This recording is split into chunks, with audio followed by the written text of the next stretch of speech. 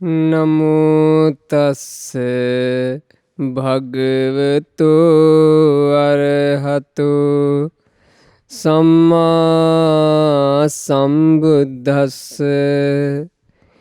ඒ භාග්‍යවත් වූ අරහත් වූ ගෞතම නම් වූ අපගේ සම්මා සම්බුදුරජාණන් වහන්සේට නමස්කාර වේවා. සාදු සාදු සාදු.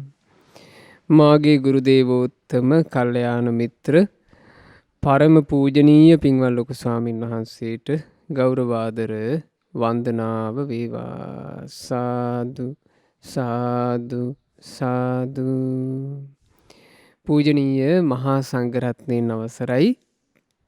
ශ්‍රද්ධාවන්ත වාසනාවන්ත පින්වතුනේ, මේ මුළු මහත් සක්වලේ නාගලෝකයේ පටන් බ්‍රහ්මලෝකයේ දක්වාම එකම ගුණරාවයකින් කෝලාහලයක් සිද්ධ වුණා නම් ඒ එකම එක පුද්ගල රත්නය අපි සරණ ගියපු බුදුරජාණන් වහන්සේ. ඉතිපිසෝ භගවා අරහං සම්මා සම්බුද්ධෝ ආදී වශයෙන් මේ මුළු මහත් සක්වලේ එකම ගුණරාවයකින් රාව ප්‍රතිරාව නැගුණා බුදුරජාණන් වහන්සේගේ ගුණ.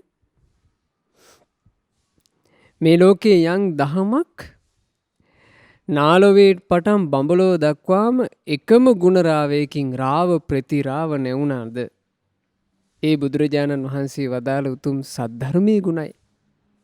ආන්ගේ වගේමයි භාග්‍යතුන් වහන්සේගේ මහා සංඝ රත්නයේ ගුණ මේ මුළු මහත් සක්වලේ එකම කීර්ති ගෝසාවකින් රාව ප්‍රතිරාව නැගුණා. සුපටිපන්නෝ භගවතු ශාවක සංඝෝ උජුපටිපන්නෝ භගවතු ශාවක සංඝෝ ඥායපටිපන්නෝ භගවතු ශාවක සංඝෝ සාමීචි පටිපන්නෝ භගවතු ශාවක සංඝෝ යදිදං චත්තාරි පුරිස යුගානි අට්ඨ පුරිස පුග්ගලා ඒස භගවතෝ ශාවක සංඝෝ ආහුනෙය්‍යෝ පාහුනෙය්‍යෝ දක්ඛිනෙය්‍යෝ අංජලි කරණීයෝ අනුත්තරම් පුඤ්ඤක්කෙත්තං ලෝකස්ස කියලා මේ මුළු මහත් සක්වලේ එකම අයුරකින් ගුණරාව නැගුණු පිරිස බුදුරජාණන් වහන්සේගේ ශ්‍රාවක මහා සංඝරත්නය. ඒ ගුණරාව සහිත පිරිසයි පින්වතුනි අපි සංඝං සරණං ගච්ඡාමි කියලා සරණ ගියේ. ඒ තමයි අපේ සංඝ සරණ. ඉතින් අදත් අපි මේ සංඝ සරණ ගැන සංඝ සරණ කියන පොත් වහන්සේගේ සඳහන් කාරණා ඇසුරු කරගෙන හිත පහදව ගන්නයි මේ සූදානම. අද දේශනාවට දායකත්වයන් දරන්නේ මේ දේශනාවට මූල්‍යමය වශයෙන් නොඑක ආකාරයෙන් සහභාගී වූ සියලු දෙනාටත් ඔවුන්ගේ දෙමාපියන් ඇතුළු පවුල්වල සියලු දෙනාටත් නිදුක් නිරෝග සුව සැලසේවා. නිරතුරු කල්යාණ මිත්‍ර ඇසුර ලැබේවා. මේ ගෞතම ශාසනය තුල චතුරාර්ය සත්‍ය ධර්මය අවබෝධ කරගන්නට මේ සියලු පින් හේතු වේවා කියන අදහසින් යුක්තව පින්වන්ත පිරිසක් විසිනුයි අද ධර්ම දානය සිද්ධ කරන්නේ.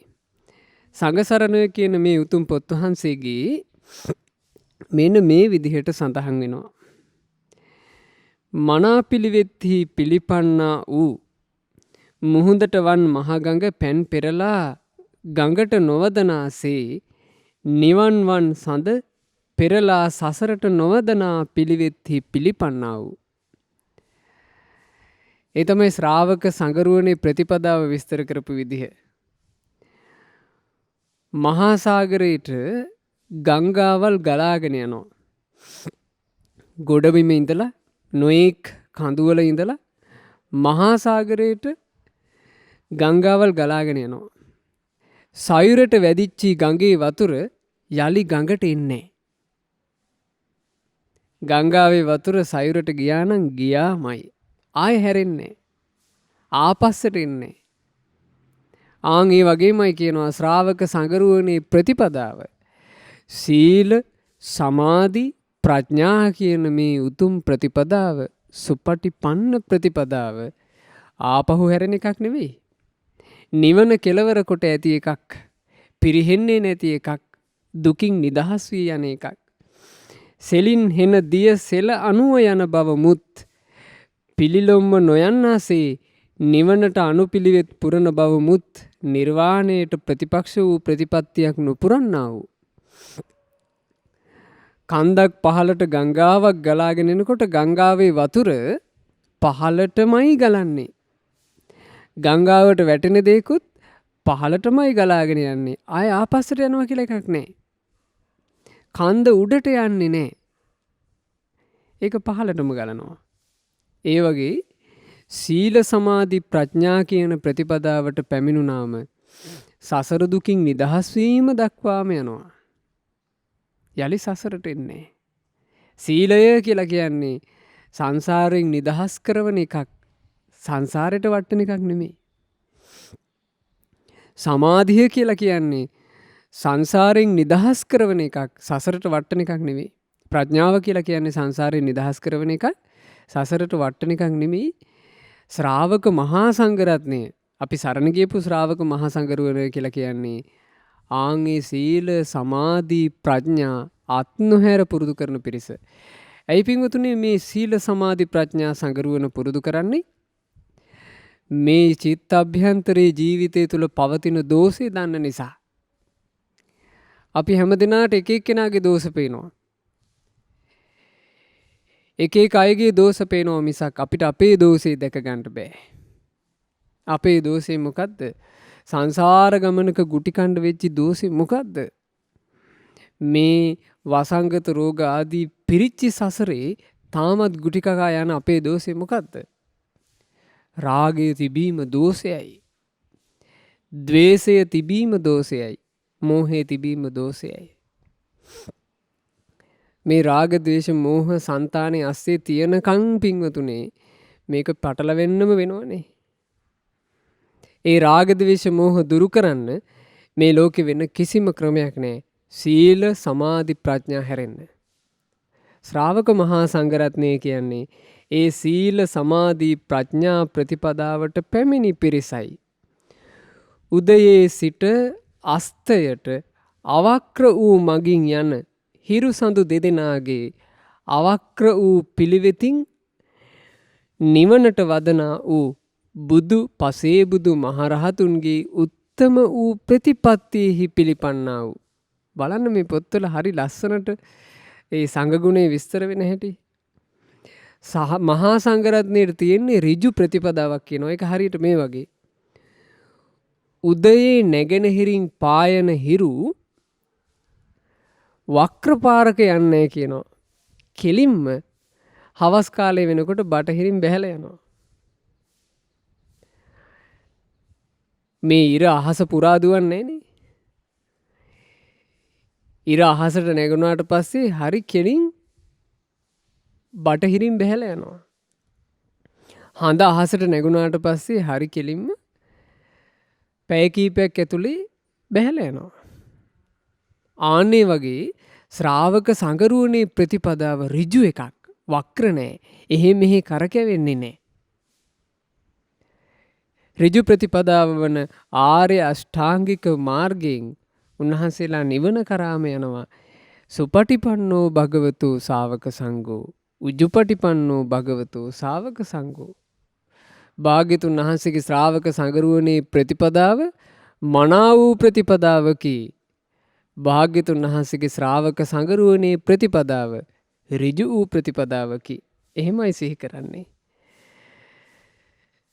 තිලෝගුරු බුදුරජුන්ගේ දරුවෝ යන බසට සුදුසු වූ පිළිවෙත්හි පිළිපන්නා වූ. ශ්‍රාවක මහා සංගරුවනේ ප්‍රතිපදාවට කියන්න පුළුවන්. ඒ ප්‍රතිපදාව නිසා ශ්‍රාවක මහා සංගරුවනට කියනවා මේ නම් තිලෝගුරු සම්මා සම්බුදුරජාණන් වහන්සේගේ දරුවමයි. මේ විදිහට කය හසුරුවන්නේ බුදුරජාණන් වහන්සේගේ දරුවමයි. මේ විදිහට වචන කතා කරන්නේ දොස් නැතුව ඍජු වචන බුදුරජාණන් වහන්සේගේ ශ්‍රාවක දරුවමයි. මේ විදිහට හිත පිරිසුදු කර කර වාසය කරන්නේ මේ නම් බුදුරජාණන් වහන්සේගේ ශ්‍රාවක දරුවමයි. එහෙම කියන්න සුදුසුයි. බුදු පසේබුදු මහරහත් උතුමන් නිවන පිණිස පිළිපන් ආර්ය අෂ්ටාංගික මාර්ගයේ ගමන් කරන මේ පිරිස නම් බුදුරජාණන් වහන්සේගේ දරුවෝමයි. ආන් එහෙම කියන්න සුදුසුයි. එහෙම සුදුසු ප්‍රතිපදාවක් ඒ ශ්‍රාවක මහා සංඝරත්නය තුල තිබේ. එය සිහි කරලා අපි සරණ යනවා. උජුපටිපන්නෝ භගවතු ශාවක සංඝෝ. භාග්‍යතුන් වහන්සේගේ ශ්‍රාවක සංගරුවනේ ප්‍රතිපදාව ඒකාන්තයෙන් ඍජු වෙනසේක. ස්වාකාත ධර්ම විනය දෙක්ඛී වදාළ පරිද්දෙන් පිළිපන්නා වූ. තම තමන්ට ඕන විදිහට නෙවෙයි ජීවිතය ගත කරන්නේ. ස්වාකාත වූ ධර්මයේ තුල විනය පැනවීම තුල යම් විදිහකට කියා දීලා තියෙනවද? ආන්ගේ විදිහටයි අනුගමනය කරන්නේ. තම තමන්ට ඕන විදිහේ ජීවිතයක් නෙමෙයි. දැන් ඇතැම් වූ ධර්මයේ වරද්දාගෙන ඉන්නවානේ. මේ ධර්මයේ කියලා කියන්නේ පොතේ තියෙන එක විමසන එක නෙවෙයි. ධර්මයේ කියලා කියන්නේ තමන් විමසලා ගන්න ඕන එකක්. තමන් කල්පනා කර කර ඉන්නකොට තමන්ට ධර්මයේ මතුවෙනවා කියලා. තමන්ට මතුවෙන ධර්මයක් නෑ පිංගුතුනේ. තමන්ට මතක් වෙන්නේ තමන්ට මතුවෙන්නේ කෙලෙස්. තමන්ට ඕනේවා හිත හිටියොත් එහෙම මෙච්චර කාලයකට අපි හිත හිටපේව නිසා ධර්මයක් මතුවන්නේ අපිට. අපට මතුවෙන්නේ කෙලෙස්. ධර්මයට අනුව හිතනකොට මතක් මේ මතුවෙලා එනවා සද්ධර්ම මාර්ගේ. විනයට අනුව හිතනකොට මතුවෙලා එනවා නිවන් මඟ. බුදුරජාණන් වහන්සේගේ ශ්‍රාවක මහා සංඝරත්නය කියන්නේ ධර්ම විනයෙන් මෙපිට නොසිතන පිරිසක් කියනවා. ධර්මයේ වදාළ ආකාරයෙන්ම හැසිරෙන පිරිසක් කියනවා. විනයේ පැන වූ ආකාරයෙන්ම හැසිරෙන පිරිසක් කියනවා. දැන් එක තැනක තියෙනවා විනය පැනවීම තුළ භාග්‍යතුන් වහන්සේට පැනවීමක් සිද්ධ කරන්න වුණා ලූණු වැළඳීම සම්බන්ධයෙන්. ඒකට හේතුව වුණේ භික්ෂුවක් පිණ්ඩපාතේ වඩිනකොට දානෙට ලූණු ලැබුණා. ඒ භික්ෂුව ලූණු ටිකක් වැඩිපුර වැළඳුවා. ලූණු වැළඳුවාට පස්සේ මේ මුඛයේ ලූණු ගඳ තියෙනවා. එදා හවස දෙවුරන් වෙහෙරේ ධම්සභා මණ්ඩපේ භාග්‍යතුන් වහන්සේ බණ කියනකොට අනිත් භික්ෂුන් වහන්සේලා එකතු වුණා. මේ භික්ෂුව ආවේ නැහැ. බණ අහලා ඉවරුණාට පස්සේ අනිත් භික්ෂුන් වහන්සේලා බැලුවා මොකෝ අද අපේ හිතවත් භික්ෂුව බණ අහන්න ආවේ නැත්තේ? අසනීපයක්වත්ද? ඕන කුටියට ගිහිල්ලා බැලුවානේ නෑ යසාගෙට ඉන්නවා. ඇහුවා ආශ්මතුනි ඔබ බණ අහන්න නාවේ? කිව්වා එවත්නි මම මේ ලූණු ටිකක් වැඩිපුර වැළඳුවා අද දවල්. ලූණු වළඳලා මේ මුඛයේ ලූණු ගඳ. ඒ නිසා මං කල්පනා කළා මේ පිරිසට කරදරයක් වෙන හින්දා අද බණ අහන්න පිරිස අතරට එන්න හොඳ නැහැ. අර භික්ෂුන් වහන්සේලාට මහා සංවේගයක් හටගත්තා. ලෞතුරා සම්මා සම්බුදුරජාණන් වහන්සේ බණ කියද්දී මේ පුද්ගලයා ලූණු ගෙඩියක් හින්දා බණ අහන්න ආවේ නැහනේ. භාග්‍යතුන් වහන්සේට පැමිණිලි කරා. බුදුරජාණන් වහන්සේ වදාලා මහණෙනි සසර දුකින් නිදහස් කරවන මෙබඳු සුන්දර ධර්මයක් ලූණු ගෙඩියක් නිසා අහන්න ලැබෙන්නේ නැත්තම් අද ඉඳලා ලූණු වළඳන්න එපා කිව්වා. එතකොට ලූණු වැළඳීම තහනම් වුණා. ඒ තහනම සිද්ධ වෙලා තියෙන කාලේ අපේ සාරිපුත්ත මහරහතන් වහන්සේට බඩේ රුජාවක් හටගන්නවා. මහා මොග්ගල්ලාන මහරහතන් වහන්සේ සාරිපුත්ත මහරහතන් වහන්සේ ළඟට ගිහිල්ලා සුවදුක් විමසුවා. කිව්වා ආශ්මතුනි අමාරුයි. මේක මේ වාතේ කිපිලා එන එකක්. සාරිපුත්තයන් වහන්සේ ඔබ වහන්සේ ගිහි කාලේ මේ ලෙඩේම හැදිලා තියෙනවද? කිව්වා ආශ්මතුනි හැදිලා තියෙනවා. ඒ හැදුනාම අපේ අම්මා හොඳට ලූණු සුද්ධ කරලා ලූණු ටිකක් අනුභව කරන්න දෙනවා. ලූණු අනුභව කරපු ගමන් මේ ලෙඩේ සුව වෙනවා. ඒ වුණාට ආශ්මතුනි දැන් අපගේ මහා කාරුණිකයන් වහන්සේ ලූණු වළඳන්න එපා කියලා පනවලා තියෙද්දි මං කොහොමද ලූණු වළඳන්නේ?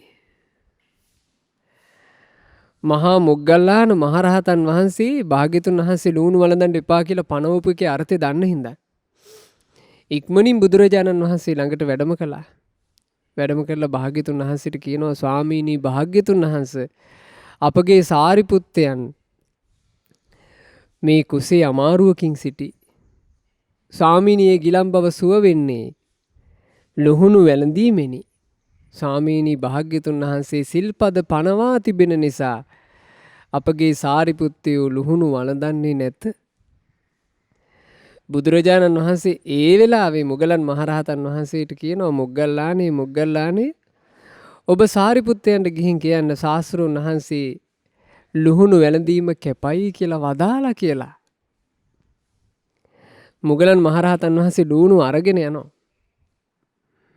සාරිපුත්ත මහරහතන් වහන්සේට ලුහුණු පූජා කරලා කියනවා ආයුෂ්මත් සාරිපුත්තයන් වහන්සේ භාග්‍යතුන් වහන්සේ ලුහුණු වැළඳීම කැපයි කියලා වදාලා මේ ලුහුණු වළඳා සුවපත් වෙනසේක්වා. සාරිපුත්ත මහරහතන් වහන්සේ ලුහුණු වළඳලා සුවපත් වුණා. සුවපත් වුණාට පස්සේ ප්‍රකාශයක් කරනවා ආයුෂ්මත් මහා මොග්ගල්ලාණෙනි යම් අයුරකින් භාග්‍යතුන් වහන්සේ මේ සිල්පදය නොපැන වූවා නම් ලුහුණු වළඳන්ට කියලා නොපැසුවා නම් මගේ මේ කුසේ අමාරුව වාතයේ කිපිලා බඩ පුපුරලා අතුරු මහන් එළියට පැන්නත් මං ලුහුණු වළඳන්නේ නැහැ කිව්වා. ආන් එහෙමයි ධර්ම විනයට තියෙන ගෞරවේ. මේ කවරෙක්ද මේ අපගේ සද්ධර්මයේ සේනාධිපතීන් වහන්සේ දහම් සෙනවි සාරිපුත්ත මහරහතන් වහන්සේ. භාග්‍යතුන් වහන්සේ වදාළ වචනේ ඉස්පිල්ලක් පාපිල්ලක් ඉක්මවා යන්නේ නැති තරම් කීකරුයි නිහතමානී එහෙම පිරිසක් පිංගතුනේ ශ්‍රාවක මහා සංඝරත්නය. දේශනාවේ තිබ්බට අද කාලේ ඕවා කරන්න බෑ. දේශනාවේ තිබුණට අද කාලේ අපි කොහොම කරන්නද මේ වාස්සේ? ඔහොම කල්පනා නැහැ ශ්‍රාවක මහා සංඝරුවනට. බුදුරජාන් වහන්සේ වදාලාට ඒවා ඒ කාලෙට අයිති ඒවා මේ කාලේ කොහේ කරන්නද? එහෙම කල්පනා නැහැ ශ්‍රාවක මහා සංඝරත්නයට. මහා සංඝරුවන කියලා කියන්නේ ස්වාක්කාත ධර්ම විනය දෙක්ඛි වදාළ පරිද්දෙම්ම පිළිපන්නා වූ. කොයිතරම් අසිරිමත්ද? එච්චර හික්මීමක්. අපි සිත පහදව ගන්නයි ඕනේ. මොකද අද අපි සමහර ලාවට ධර්ම විනය ඉගෙනගෙන ඒ ධර්ම විනයට අනුව හැසිරෙන්න ගන්නකොට බාධා ගොඩායි. මේ තියෙන සමාජ ක්‍රමයේ තුල හැදිලා තියෙන එක එක දේවල් තුල අපිට බාධා ගොඩයි. ඒ බාධා ගොඩ දකිනකොට ඒ බාධා ඔකෝම මග හැරගෙන ධර්මයට දිවිපිදූ පිරිස ගැන හිත පහදින්න ඕන. ඒ නිසා හොඳට හිත පහදව ගන්න මේ කාරණා අහලා. කාම සුඛල්ලිකානු යෝගය අත්ත කිලමතානු යෝගය යන දෙක හැර මධ්‍යම වූ ප්‍රතිපත්තියෙන් හුදු නිවන් සාධන පිණිසම පිළිපන්නා වූ. භාග්‍යතුන් වහන්සේ අතහරින්න කියපු එක අන්තයක් කාම සුඛල්ලිකානු යෝගය. ඊළඟ අන්තය අත්ත කිලමතානු යෝගය. බුදුරජාණන් වහන්සේ මේ දෙකම අත්හරින්න කියලා කිව්වේ ප්‍රායෝගිකව ඒ දෙකෙන් ධර්මය අවබෝධ කරන්න බෑ කියලා දැකලා. ධර්මය අවබෝධ කර ගැනීම පිණිස සුදුසු ප්‍රතිපදාව බුදුරජාණන් වහන්සේ වදාලා මජ්ක්‍ධිමා පටිපදා. මොකක්ද මේ මජ්ක්‍ධිමා පටිපදාව? අය මේ වරියෝ අට්ඨංගිකෝ මග්ගෝ. ඒ මේ ආර්ය අෂ්ටාංගික මාර්ගයමයි. සම්මා දිට්ඨි, සම්මා සංකල්ප, සම්මා වාචා, සම්මා කම්මන්ත, සම්මා ආජීව, සම්මා වායාම, සම්මා සති, සම්මා සමාධි. ආන්ගේ ප්‍රතිපදාවෙන් නිවන සාක්ෂාත් කරන්නටම පිළිපන් පිරිස උජුපටිපන්න වූ ශ්‍රාවක මහා සංඝරත්නයයි. කයින්වත් බසින්වත් සිතින්වත් කිසි වක්‍රකමක් නැති පිළිවෙත්හි පිළිපන්නා වූ ශ්‍රාවක මහා සංඝරත්නී කයත් ඍජුයි. ඍජු වූ කාය කර්ම. ඍජු කාය කර්ම කියලා කියන්නේ අකුසල් නැති, පව් නැති කාය කර්ම. වචන ඍජුයි. ඍජු වචන කියලා කිව්වේ අකුසල් නැති, පාපී දේ නැති වචන. සිතත් ඍජුයි. සිත ඍජුයි කියලා කිව්වේ ලාමක සිතුවිලි නැති, පාපී සිතුවිලි නැති, අකුසල් සිතුවිලි නැති හිතක්. ආංගිබදු ශ්‍රාවක මහා සංඝරත්නය වක්‍ර ක්‍රම මුකුත් නැතුව ඍජුවම ජීවිතය ගත කරනවා. උජුපටිපන්නෝ භගවතු ශාවක සංඝෝ. ඔව්. සියක් යොදුනෙනුදු දහසක් යොදුනෙනුදු තමා හුන් තැනට විඩා වැද අවුත් සත්කාර කටයුතු. ඉතින් මෙබඳු ගුණ තියෙන ශ්‍රාවක මහා සංඝරත්නය මෙච්චර ගුණයක් දරාගෙන ඉන්න පිරිස උදෙසා අප උපස්ථානයක් සත්කාරයක් සම්මානයක් කරන්න යොදුන් 100ක් ගෙවාගෙන ආවක් කමක් නැහැ. යොදුන් 1000ක් ගෙවාගෙන ආවත් කමක් නැහැ. යොදුන් 100ක් 1000ක් මහන්සි වෙලා කැප වෙලා ගෙවාගෙන ඇවිල්ලා වුණත් අප උපස්ථාන කරන්නට තරම් සුදුසු මහා ගුණ ඇති. ආහුනෙයෝ දුර ඉඳලා ගේන දම්පැන් පිළිගන්නට ශ්‍රාවක මහා සංඝරුවන සුදුසුයි. බොහෝ දුර ඉඳලා මහා කැපවීමකින් ගේන දම්පැන් පිළිගන්නට උනත් ඒ ශ්‍රාවක මහා සංඝරත්නයේ සුදුසුයි. බලන්න මේ කියන කතාව. දෙව්ලෝ හැර පියාද බඹලෝ හැර පියාද තමන් හුන් තැනට අවුත් පූජා කටයුතු වූ දෙව්ලොව දෙවියෝ දිව්‍ය සම්පත්තිය අත්හැරලා දිව්‍ය සපේ මත්වී ඉන්න එක අත්හැරලා මහා සංඝරුවන පුදන්ට මේ මනුලොවට එනවා. අපිට වඩා බොහෝ ඉහළ සැපයක් සහිත බොහෝම සුවසේ වාසය කරන සැනසිල්ලේ වාසය කරන කාමයන් එක්ක එකතු වෙන්න කැමති නැති බ්‍රහ්ම ලෝකවල ඉන්න බ්‍රහ්මයෝ මේ කාම ලෝකයට එනවා ශ්‍රාවක මහා සංඝරුවන වැඳගන්න. මේ ලෝකයේ දෙවියන් බඹුන් මේ ලෝකේ ඉගෙනගත්ත මිනිසුන්ට වඳින්න එන්නේ. ප්‍රසිද්ධ අයට වඳින්න පුදන්න ඒ අය බලන්න එන්නේ. හැබැයි ශ්‍රාවක මහා සංඝරත්නය වෙනුවෙන් දෙවිවරු දෙව් සැප නවතා මෙහි පැමිණෙනවා. බ්‍රහ්ම රාජයෝ බ්‍රහ්ම ලෝකයේ මද වේලාවකට අත්හැර මෙහි පැමිණෙනවා. මහා සංඝරත්නය වැඳ පුදා ගන්න හේතුව මහා සංඝරත්නය කියලා කියන්නේ දුර ඉඳලා වුණත් පැමිණිලා සත්කාර සම්මාන ගරු බුහුමන් කරන්නට සුදුසු පිරිසයි. ආහුනෙයෝ තමන්ට දුරින් ආව උන්ට කලමනා සත්කාර තමන්ටම කටයුතුව සිටියා වූ දුර ඉඳලා ඇවිල්ලා වුණත් සත්කාර සම්මාන කරද්දී ඒ සත්කාර සම්මානයේ පිළිගන්ට තරම් සංඝරුවන සුදුසුයි කියනවා. ඒ ගුණෙන් යුක්තයි. තමන්ට දුන් දෙය මහත්ඵල මහානිසංස කරන හේයින් ඉහළව පරලොව හඳහා දෙන දම් පිළිගන්ට සුදුසු වූ මනුස්සයෝ බොහෝම අමාරුවෙන් හරි හම්බ කරලා තමන්ගේ දෙයක් දානයට පූජා කරනවා. අනේ මේ දානේ පූජා කිරීමේ පින අපිට මේ ජීවිතේටත් වේවා. අපිට පරලොවටත් වේවා. අපේ නමින් මේ ගියපු ඥාති වර්ගයා ඉන්නවා. ඒ අයන්ටත් මේ පිනෙන් සැපේ යහපත ලැබේවා කියලා දන් දෙනවා. එහෙම දන් දෙද්දී දන් දෙන්න සුදුසුම පිරිස කියනවා ශ්‍රාවක මහා සංඝරත්නයේ මහා සංඝරුවනට පුදනා දානේ මේ ජීවිතයේද විපාක දෙන්නේමය. මහා සංඝරුවනට පුදනා දානේ පරලෝද විපාක දෙන්නේය. සංසාර ගමනේ පස්සෙන් පැමිණිලා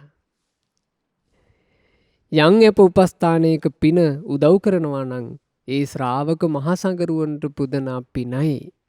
හේතුව මේ ලෝකයේ යන්තාක් පිරිස් ඇද්ද සියලු පිරිස් අතර අග්‍ර මහා සංඝරත්නයයි. අග්ගේකෝ පණ පසන්නා නම් අග්‍ර වූ තැනට හිත පැහැදුනොත් අග්ගෝ විපාකෝ හෝති විපාකේ අග්‍රයි. අපේ බණ පොත්වල තියෙනවා කප්පානි සතසහස්සානි සංගේ දින්නම් නනස්සති.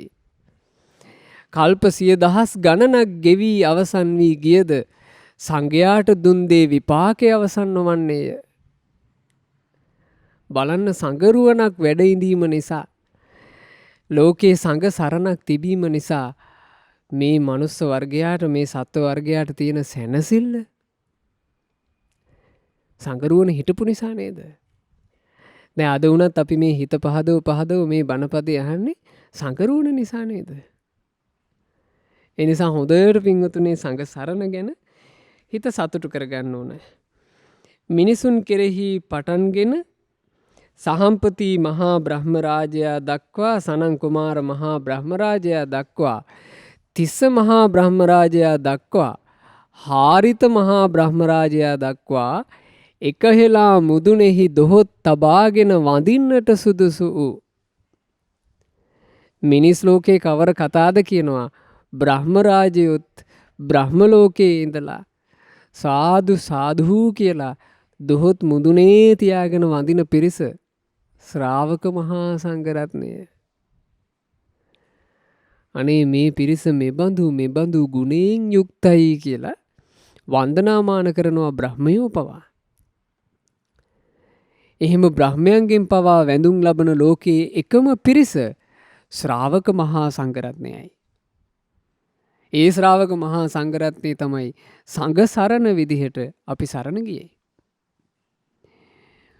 මේ මනුස්ස ජීවිතයක් ලබාපු මේ මහා විශ්වයේ පුංචි සත්වෙක් වන අපි ගැන කොච්චර සතුටු වෙන්න ඕනද? අනේ මට මේ ලැබූ මනුස්ස ජීවිතේ බඳු පිරිසක් සරණ යන්න ලැබුණා. නොයේ දුක් ගැහැට මැද වුණත් මට ඒ බඳු පිරිසක් සරණ යන්න ලැබුණා. අමාරුවෙන් ගත කරන ජීවිතයක වුණත් මට ඒ බඳු පිරිසක් සරණ යන්න ලැබුණා. බ්‍රහ්මයෝ පවා වඳින පිරිසක් මට සරණ යන්න ලැබුණා කියන සතුට, ඒ අභිමානය අපේ సంతාන තුල අපේ හිත් තුල ඇති වෙන්න ඕන.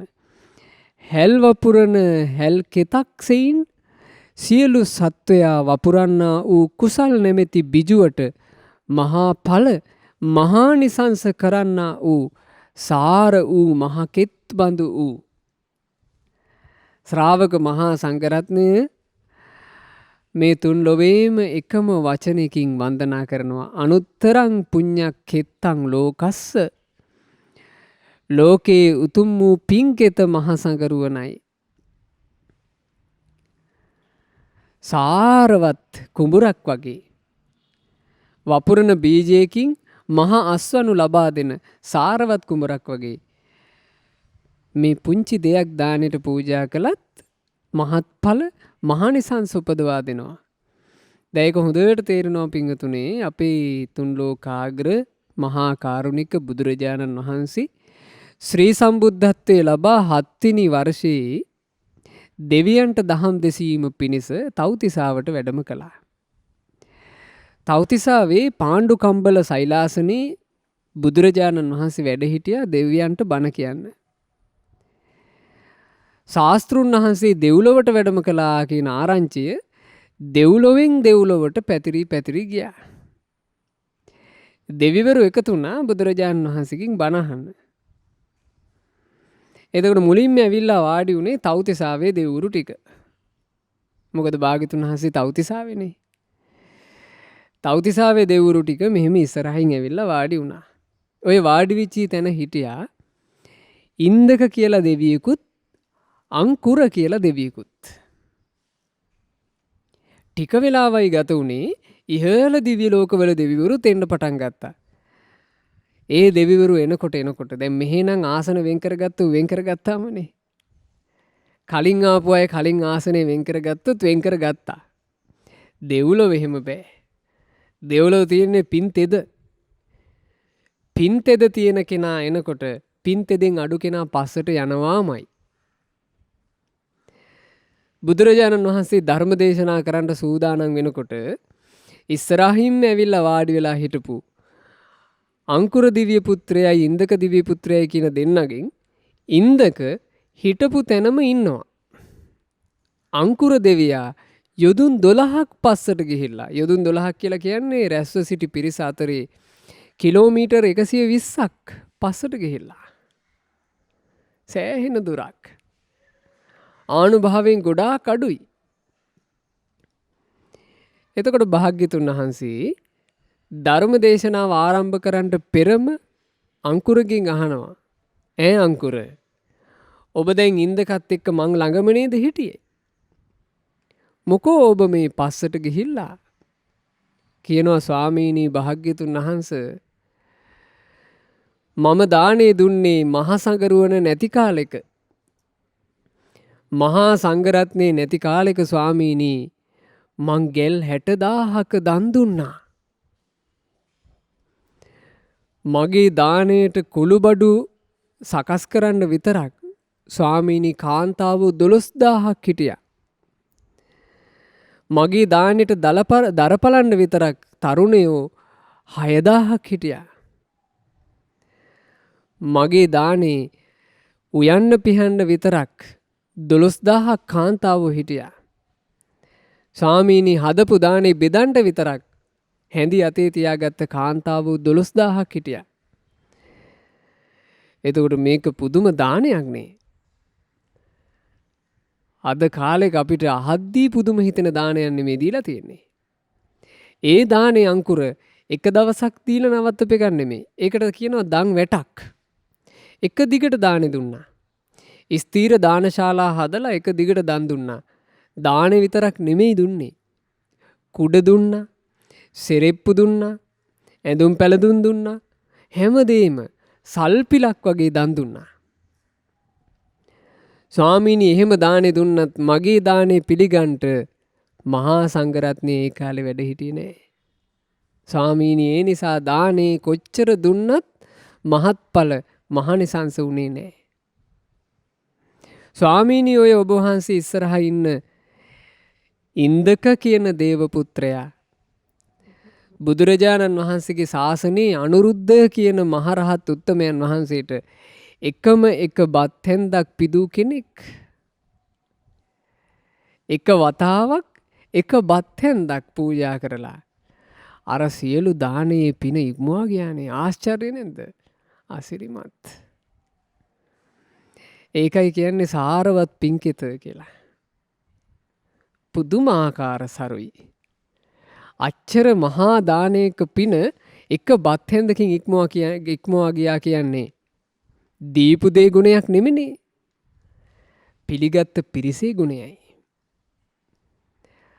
ඒ නිසා පින්වතුනි අදටත් මේ බණපද අහන කාලෙත් අපිට ඒ ශ්‍රාවක සංගරුවනේ ගුණ සිහි කරගන්න අවස්ථාව තියෙනවානේ. ගුණ සිහි කරගෙන දම් පූජා කරන්න. ගුණ සිහි කරගෙන වඳින්න. මහත්ඵලයි මහානිසංසයි. මේ ලෝකේ අනුත්තරීය පින්කෙත ඒ බුදුරජාණන් වහන්සේගේ ශ්‍රාවක මහා සංගරුවනයි. ඒ පින්කෙත අඳුනා ගත්තොත් ඒ පින්කෙත කියලා කියන්නේ භාග්‍යතුන් වහන්සේ වදාලා මෙහෙම. තින දෝසානි කෙත්තානි රාග දෝසායම් පජා. සාරවත් ගොයම අතරේ තනකොළ හටගත්තොත් ඒක ගොයමට දෝෂයක්. ඕන් ඔය වගේමයි මේ සත්වයන්ගේ సంతාන තුල රාගය කියන දෝෂය හටගනි. ද්වේෂය නම් වූ දෝෂය හටගනි. මෝහය නම් වූ දෝෂය හටගනි. එබඳු පිරිසක් අතරේ යම් පිරිසක් රාගයේ නසමින් වැඩ සිටීද රාගයේ නසා වැඩ සිටීද. යම් පිරිසක් ද්වේෂයේ නසමින් වැඩ සිටීද ද්වේෂයේ නසා වැඩ සිටීද. යම් පිරිසක් මෝහයේ නසමින් වැඩ සිටීද මෝහයේ නසා වැඩ සිටීද. ඒ පිරිසට දෙන දානේ මහත්ඵලයි. ඉතින් ඒ බඳු පිරිසක් මහා සංඝරත්නයෙන් විනා අපිට වෙන හොයාගන්න පුළුවන් කමක් නැහැ. ඒ ශ්‍රාවක මහා සංඝරුවන කියලා කියන්නේ කවරෙකුටද? සෝවාන් මාර්ගයේ පිළිපන් එක් ශ්‍රාවකයෙකි. සෝවාන් ඵලයේ පිහිටි එක් ශ්‍රාවකයෙකි. සකදාගාමි මාර්ගයට පැමිණි එක් ශ්‍රාවකයෙකි. සකදාගාමි ඵලයේ පිහිටි එක් ශ්‍රාවකයෙකි. අනාගාමි මාර්ගයට පැමිණි එක් ශ්‍රාවකයෙකි. අනාගාමි ඵලයේ පිහිටි ශ්‍රාවකයෙකි. රහත් මාර්ගයට පැමිණි එක් ශ්‍රාවකයෙකි. අරහත්වේ පසක් කළව රහත් මුනිදුන් යනු එක් ශ්‍රාවකයෙකි. ඕන් ඔය පුරුෂ පුද්ගලයෝ 8 දෙනා වහන්සේ තමයි බුදුරජාණන් වහන්සේගේ ශ්‍රාවක මහා සංඝරත්නය කියන්නේ. ඒ ශ්‍රාවක මහා සංගරුවන ගැන ඔය විදිහට ගුණ වශයෙන් සිහි කරලා මේ මෙහෙම සරණ යන්න ඕන කියනවා. මේ 8 දෙනා වහන්සේ මුත් මට අනික් සරණක් නැත. මට මේ ශ්‍රාවක මහා සංඝරත්නය ඇරුණුකොට වෙන සරණක් නම් නැහැ. මට අනිත් පිහිටක් නැත. මට අනික් සමවායයෙක් නැත. මට අනිත් දිව්‍ය ඖෂධයක් නැත. මේ සංඝ සරණ විනා මගේ ජීවිතේ සැපවත් කරන වෙන දිව්‍ය ඖෂධයක්, අමුතු ඖෂධයක් නැහැ. මගේ ජීවිතේට පිහිට පිළිසරණ රැකවරණේ මේ සංඝ රත්නයමයි. මට අනිත් මව් කෙනෙක් නැත. මට අනිත් පිය කෙනෙක් නැත. එතකොට සංඝ සරණ හරියට මව්පියෝ වගේ ගලප ගන්න ඕන. මේ සංඝයාගේ සරණ ඇරුණුකොට මට වෙන මව් කෙනෙක් නැත. මට වෙන පිය කෙනෙක් නැත. ඒ කියන්නේ දෙමාපියන්ගේ සරණට පිහිටට වඩා උත්කෘෂ්ඨ තන්හි තබා සංඝ සරණම යා යුත්තේය. දෙව් මිනිස් ලෝසුව පතම් නමුදු මොවුන්ම සරණ යමි. දෙව් මිනිස් සුගතියේ සැපපතන අපි මේ සංගරුවනම සරණ යන්න ඕන. ඇත්තටම පින්වතුනි මේ කාලේ ගත්තොත් එහෙම මනුස්ස ලෝකයේ කියන එකේ නම් අපිට සැපක් නෑ.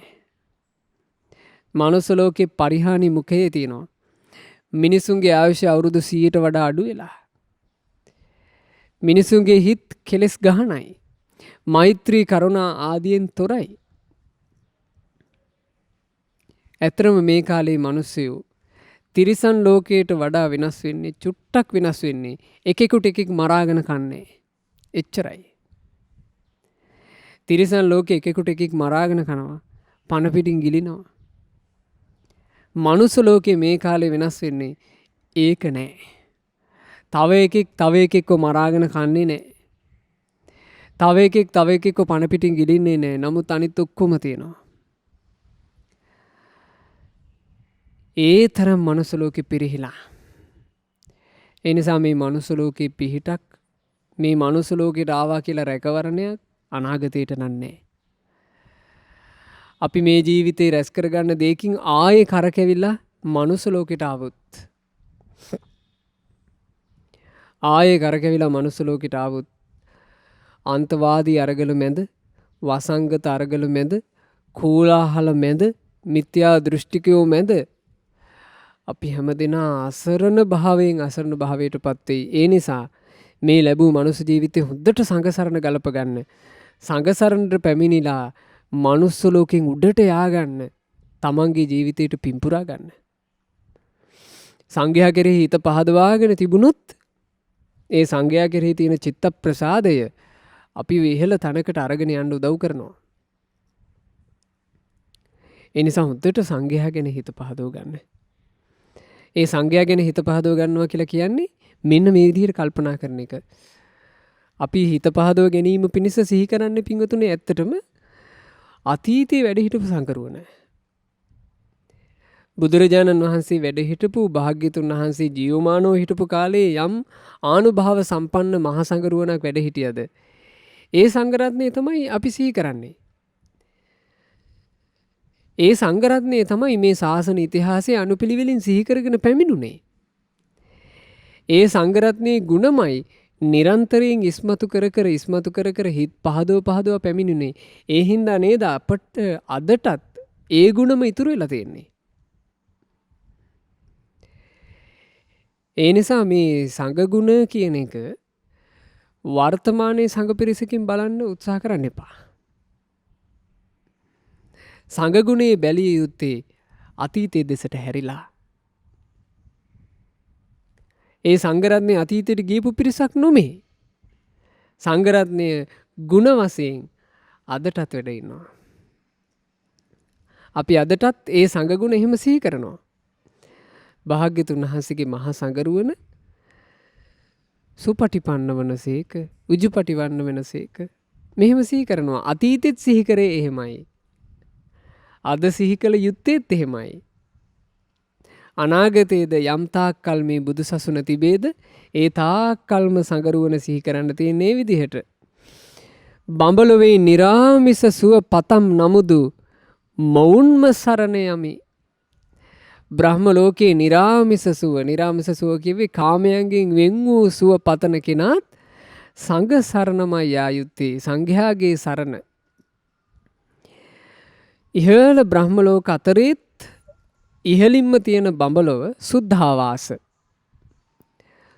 සුද්ධාවාස බ්‍රහ්ම ලෝක කියලා කියන්නේ මේ ලෝකේ බ්‍රහ්ම තලයන් අතර උඩම තියෙන බ්‍රහ්ම ලෝක.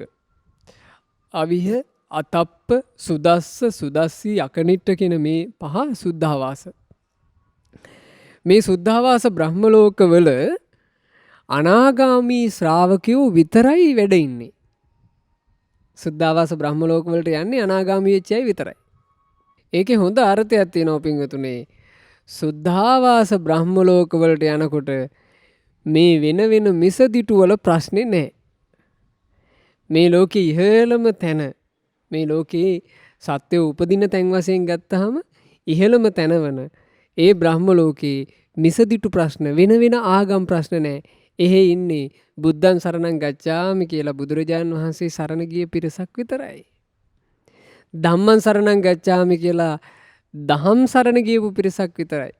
සංඝං සරණං ගච්ඡාමි කියලා සංඝ සරණ ගියපු පිරිසක් විතරයි. මේ කාරණෙන්ම තේරෙනවා නේද ලෝකයේ උත්කෘෂ්ඨ සරණ, උතුම්ම සරණ මොකද්ද කියලා.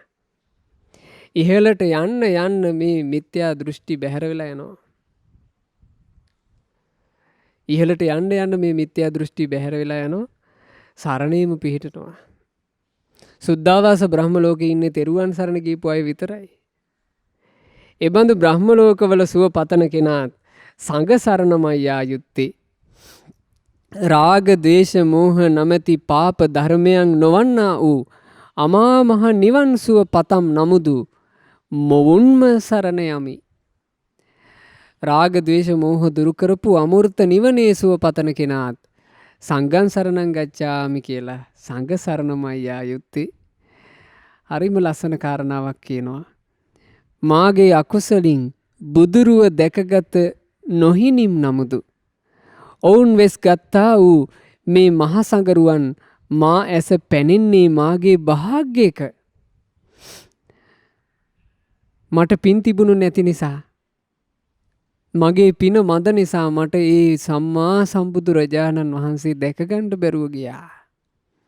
මේ ඇස්, අපි මේ ඇස් වලින් පින්වතුනි අපිට භාග්‍යතුන් වහන්සේව දැකගන්න බැරුව ගියානේ. අපි ලක්කන සූත්‍රයේ කියව දෙතිස් මහා පුරුෂ ලක්ෂණ ගැන ඉගෙනගෙන ඒ බුදුරජාණන් වහන්සේ මේ විදිහට වැඩ හිටියා කියලා අහලා හිතින් චිත්ත රූපයක් මවා ගන්න මහන්සි ගන්නවා. අපිට අපේ ඇස් වලින් බුදුරජාණන් වහන්සේව දැකගන්න බැරුව ගියා. ඒ වුණාට භාග්‍යයක් කොට සලකන්න කියනවා. බුදුරජාණන් වහන්සේ වගේම සිවුරු පොරවාගෙන ඒ භාග්‍යතුන් වහන්සේගේ පුත්‍ර පරපුරේ මහසඟරුවන අපිට දැකගන්න ලැබුණා කියලා. මේ කාලේ අපිට අපේ ඇස් වලින් පිනක් නැද්ද සඟරුවන දකින්න? සඟරුවන දැකගන්න පින තියෙනවා. දැන් මහමෙවුනාවේ මහා සාංගික දානය, මහා සංඝ සභාව පැවැත්වෙන මේ 6 මාසයකට වරක් සංඝ සභාව පැවැත්වෙනකොට මහා සාංගික දානෙ දෙනවා. ওই සාංගික දාණයට අපේ ස්වාමින් වහන්සේලා 809ම වගේ එකතු වෙනවා. ඒ ඒක රාශී වෙනකොට පින්වතුනි අපිටම අප්‍රමාණ හිත පහදිනවා ඒ ලස්සන දැකලා. එකම විදිහකට සිවුරු පොරවාගෙන ඒ සංගරුවන වැඩ ඉන්නවා දකිනකොට අපිටම හිත පහදිනවා. එතකොට මේ ඇස් වලින් මෙහෙම දර්ශන දකින්න අපට පින් තිබුණානේ. භාග්‍යතුන් වහන්සේගේ ධාතු සම්පත් කරපු මහා සෑය දකින්න අපිට පින් තිබුණානේ. භාග්‍යතුන් වහන්සේට සෙවණ සලසූ බෝධීන් වහන්සේගේ බෝපත් ලෙලදෙන හැටි දකින්න අපිට පින තිබුණානේ. ඒ නිසා භාග්‍යතුන් වහන්සේ දැක ගැනීමේ පින අපට නැතුව ගියාට මහා සංගරුවන දැක ගන්න පින තිබ්බා කියන එක ගැන භාග්‍යයක් කොට සලකන්න ඕන කියනවා. බුදුන් උපදනට පළමු උපන්නාට මේ අවස්ථාව නොලැබෙන්නේය.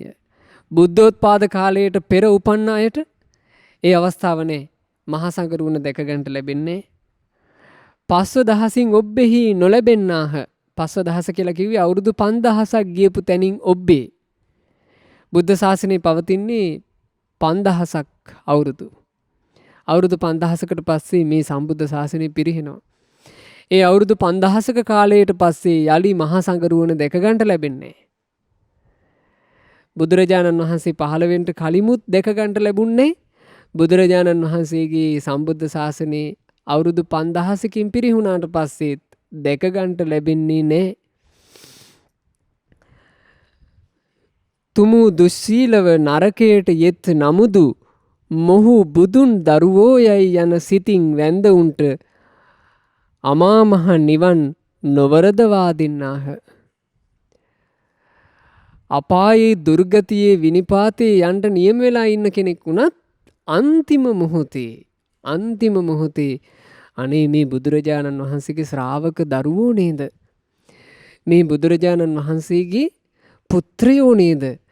මේ ඒ උතුම් මහසඟරුවන නේද කියලා වන්දනා කිරීම මාත්‍රයකින් ඒ කෙනාගේ දුගති දොරටු වැසී යනවා කියනවා. සුගති දොරටු ඇරෙනවා කියනවා. ඒ බඳු පිරිස මහා සංඝරුවනයි අපේ බණ පොතේ මේ සඳහන් වෙනවා. යේකේචි සංඝං සරණං ගතාසේ.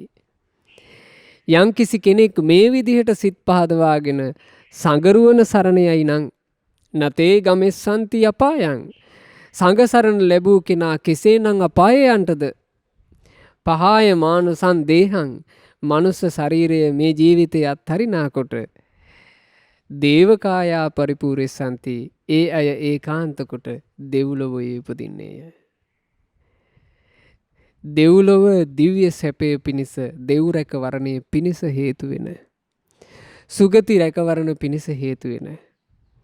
නිර්වාණ සුවය සාක්ෂාත් කර ගැනීම පිණිස හේතු වෙන උතුම් සංඝ සරණ.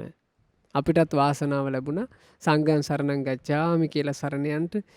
ඒ මහා සංඝරත්නයේ ආශිර්වාදය පිහිට අප හැම දිනාගේ ජීවිතවලට නොඅඩුවම සැලසේවා. සාදු සාදු සාදු. රැස්කලා වූ සියලු පුණ්‍ය ධර්මයන් අනුමෝදන් කරමු. සක් දෙවිඳුන් සතරවරන් දෙවිවරුන් ප්‍රධාන සියලු දෙවියෝ සතුටින් පින් අනුමෝදන් වෙත්වා. පින් අනුමෝදන් වන දෙවිවරු දිව්‍ය සැපයෙන් දිව්‍ය ආශ්චර්යයෙන් වැඩෙත්වා. ඒ සියලු දෙවියන්ගේ රැකවරණ අප හැම දෙනාට දෙවියෝ නොඅඩුවම සලසා දෙත්වා. දෙවියෝද සංසාර දුකින් අත මිදෙත්වා. සාදු සාදු සාදු. රැස්කලා වූ සියලු පුණ්‍ය ධර්මයන් අපගේ ගුරු දේවෝත්තම කල්යාණ මිත්‍ර පරම පූජනීය පින්වත් ලොකු ස්වාමින් වහන්සේට අනුමෝදන් වෙත්වා. ගුරු දේවයන් වහන්සේ නිදුක්ව නිරෝගීව දීර්ඝායුෂ ලබත්වා. මේ ගෞතම බුදු සසුන තුලම උතුම් වූ චතුරාර්ය සත්‍ය ධර්මය පරිපූර්ණ වශයෙන්ම අවබෝධ කරන්ට වාසනාව ලැබෙත්වා. සාදු සාදු සාදු. රැස්කල සියලුම පුණ්‍ය ධර්මයෝ ලංකාවාසී ලෝකවාසී පූජනීය මහා සංඝරත්නයට සිල් ගුණදම් පුරන උතුම් මහා සංඝරුවනට අනුමෝදන් වෙත්වා. ඒ වගේම පිළිවෙත්හි යෙදෙන උතුම් අනගාരികා මෑණියන් වහන්සේලාටත් පින් අනුමෝදන් වෙත්වා. පින්වතුන් වහන්සේලා නිදුක්ව නිරෝගීව දීර්ඝායුෂම ලබත්වා. ගෞතම සාසනය තුල චතුරාර්ය සත්‍ය ධර්මය අවබෝධ කරන්ට වාසනාව ලැබේවා. සාදු සාදු සාදු. අද දවසේ ධර්ම දානමය පින්කම සිදු කරන මේ පින්වතුන්ලාගේ නමින් මියගිය සියලු ඥාතීන්ට පින් අනුමෝදන්ව අප හැමදෙනාගේ නමින් මියගිය ඥාතීන්ට පින් අනුමෝදන්ව ඥාතීන්ගේ පරලෝ ජීවිතේ සැපයෙන් සැපයටම පත්වෙත්වා කියන අදහසින් පින් අනුමෝදන් කරන්න. ධර්ම දේශනාව සඳහා දායකත්වයේ දරූ මූල්‍යමය වශයෙන් නොඑක ආකාරයෙන් සහසම්බන්ධ වෙච්ච සියලු දෙනාට එයගේ දෙමාපියන් ඇතුළු පවුලේ සියලු දෙනාට මේ පින් අනුමෝදන්ව සියලු දෙනා නිදුක් වෙත්වා, නිරෝග වෙත්වා, සුවපත් වෙත්වා. එයගේ ජීවිතයට නිරතුරුව කල්යාණ මිත්‍ර ඇසුරම ලැබෙත්වා. ධර්ම දානය සිදු කරපු සියලු දෙනාට ශ්‍රද්ධා මාසික ධර්ම දාන සමාජික පින්වතුන්ලාට ශ්‍රද්ධා රූපවාහිනී කාර්ය මණ්ඩලයේ සෑම සියලු දෙනාට ඒ වගේම සුපින්වත් ඔබ හැම දෙනාට මේ ගෞතම බුදු සසුන තුලම චතුරාර්ය සත්‍ය ධර්මය සුවසේම අවබෝධ කරන්නට ලැබෙත්වා. හැම දිනාටම තෙරුවන් සරණයි. නමෝ බුද්ධාය. මෙවැනි වටිනා ධර්ම දේශනා ශ්‍රවණය කිරීමට ශ්‍රද්ධා ඩේලි YouTube චැනලය සබස්ක්‍රයිබ් කරන්න.